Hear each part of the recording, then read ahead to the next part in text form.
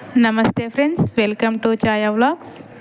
ఈరోజు మన రెసిపీలో టేస్టీగా ఉల్లిపాయ కారాన్ని చూపించబోతున్నాను. ఇంట్లో కూరగాయలు లేనప్పుడు సింపుల్గా తక్కువ టైంలో చేసుకునే ఒక మంచి టేస్టీ కర్రీ అని చెప్పవచ్చు.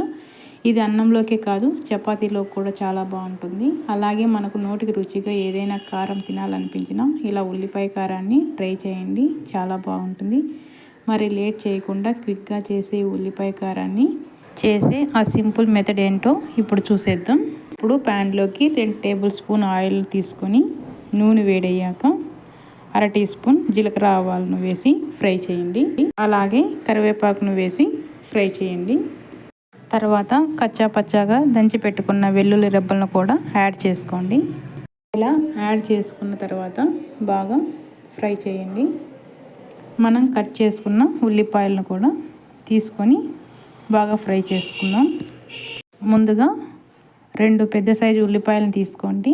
ఉల్లిపాయ సైజు చిన్నగా ఉంటే ఒక 3 వరకైనా తీసుకోవచ్చు. అయితే నేను ఆల్రెడీ ఇలా కట్ చేసి పెట్టేసుకున్నాను. ఉల్లిపాయలను ఈ విధంగా చిన్నగానే కట్ చేసుకోవాలి, ఎందుకంటే త్వరగా ఫ్రై అవుతాయి. టేస్ట్కి సరిపడ్డ సాల్ట్ని తీసుకుందాం. మంటను లో ఫ్లేమ్లో 3 నిమిషాల పాటు పెట్టి ఉడికించండి. చూడండి, ఉల్లిపాయలు చక్కగా ఉడికాయి కదా.